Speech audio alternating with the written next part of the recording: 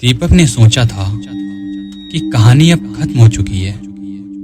यक्षिणी की आत्मा मुक्त हो गई थी, गांव में शांति लौट आई थी और तंत्र मंत्र की वह भयावह किताब गांव के मंदिर में ताले में बंद कर दी गई थी। लेकिन काली शक्तियां कभी शांत नहीं होती, वे बस सो जाती।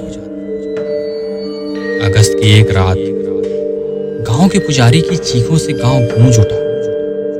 लोग दौड़े दौड़े मंदिर पहुंचे तो देखा पुजारी की आंखें पूरी तरह काली हो गई थी और वह बेसुध पड़ा था।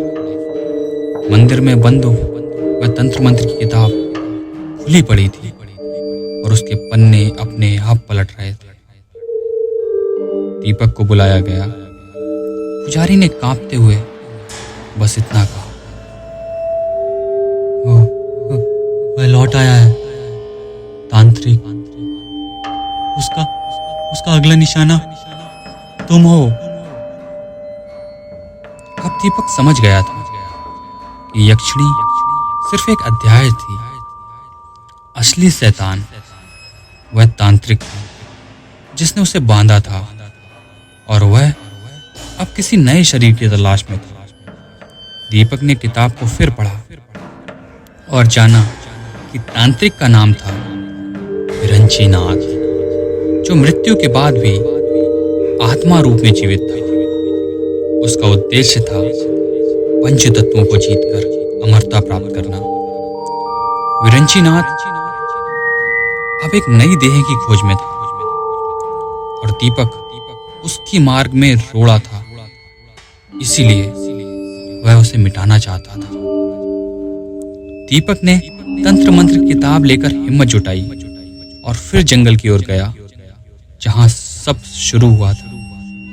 वहां पीपल का वह पुराना पेड़ अब एक विकराल रूप ले चुका था। उसकी जड़ों से काला धुआं निकल रहा था। अचानक जमीन फटी और तांत्रिक विरंचीनाथ का भूत प्रकट हुआ। उसका शरीर आधा जला हुआ था, आंखों से आग निकल रही थी। उसने कहा, यक्षिणी ने मुझे धोखा दिया, अब मैं तेरे शरीर में जन्म लूंगा। दीपक ने किताब से मंत्र पढ़ना शुरू किया, लेकिन विरंची की शक्ति बढ़ रही थी। तभी उसी पीपल के पेड़ से एक स्त्री की रूह निकली। यक्षिणी अब मुक्त हो चुकी थी।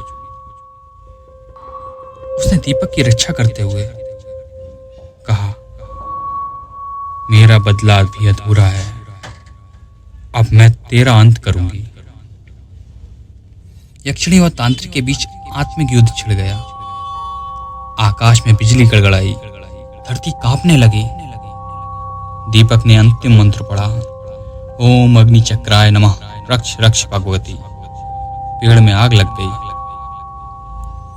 और तांत्रिक की आत्मा चिल्लाती हुई उसी में समा गई और सब शांत हो गया। सुबह की पहली रोशनी में दीपक जंगल से बाहर निकला। यक्षिणी की आत्मा उसके सामने प्रकट हुई और बोली, अब मैं सच में मुक्त हूं, धन्यवाद। वह प्रकाश में विलीन हो गई। दीपक ने किताब को जलाकर राख कर दिया, लेकिन कहानी यहीं खत्म नहीं होती। एक दूसरी जगह एक बच्चा मंदिर के खंडर में खेल रहा था। मिट्टी में उसे एक काली अंगूठी मिली जिस पर लिखा था विरंचीनाथ। बच्चे की आंखें लाल हो गई